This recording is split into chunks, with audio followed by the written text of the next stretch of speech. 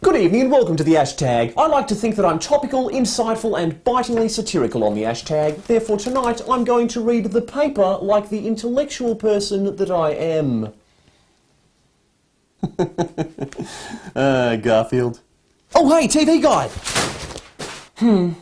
I used to get really excited about reading the TV Guide, but these days the thing is proven to be completely useless, partly because the program listings can be found all over the internet, not to mention the actual televisions themselves at the press of a button, but also because these days the program listings themselves have become completely redundant because everyone just downloads whatever they want to watch and puts it on a time that suits them anyway. So, if you take out the program listings, which nobody needs and therefore nobody reads, you'll find that the modern TV Guide serves to be nothing more than a trash magazine telling us all about Lara Bingle's latest nude photo scandal and Brendan Favolta's latest public indiscretion. Often on the same page.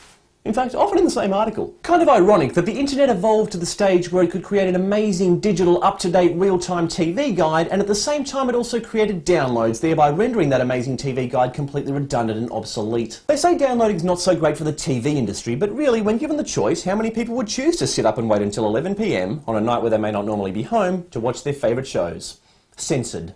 With ads, with a whole week to wait until the next episode when America have already seen it, and when the networks are continually showing episodes out of order, occasionally throwing in a dodgy repeat in a pathetic attempt to make a 13-episode season last for an entire ratings period. What's that TV Guide? Simpsons on at 7:30? I don't think so, it's 7:25 and I want to watch it now. You're not the boss of me, why should everyone live by your rules, you fascist?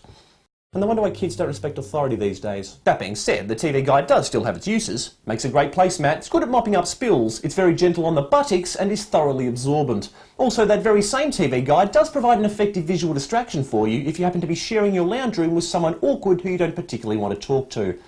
Well, not the very same TV Guide, not the one you've just used on the butt. I mean, I wouldn't take it and put it back in the lounge room on the coffee table after you've Although to be fair, that would be an effective visual distraction. House husbands, don't tell the bride.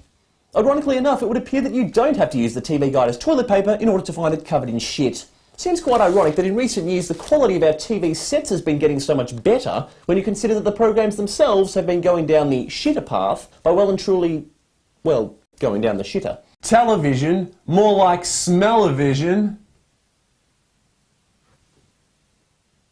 Back in the day, there used to be only 5 channels, or effectively only 4, because let's face it, the reception for SBS was so terrible it may as well not have even existed. It was very inconvenient, all of that static made it impossible to see all the women. These days, the digital age has brought us no fewer than 19 channels, which is nearly 4 times as many, and guess what? There's still nothing decent on. Why is this? Simple. Because there are 0 decent shows to begin with, and 4 times 0 is still 0.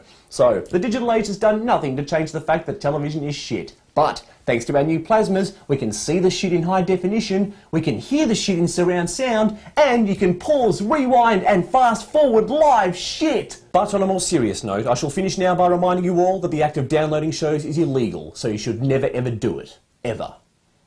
On the other hand, you might say that if it's so illegal, maybe they should stop making the technology available, and that if our computers come with CD burners and DVD burners and we're paying for them, then you might say that you can hardly blame people for exercising their right to use them. You might say this.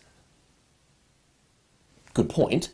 But downloading TV shows is destroying the Australian TV industry. The more we download, the less money there is left over to make local shows. So please, don't download anything, or we may never see another episode of Home and Away ever again.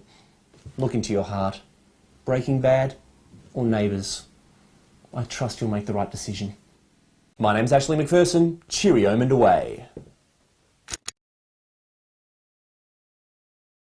Downloading shows and the distribution of episodes on the internet is completely and utterly wrong. I don't condone it, and if you've ever watched an episode of anything online, you should be ashamed of yourself and never do so ever again. See you next week!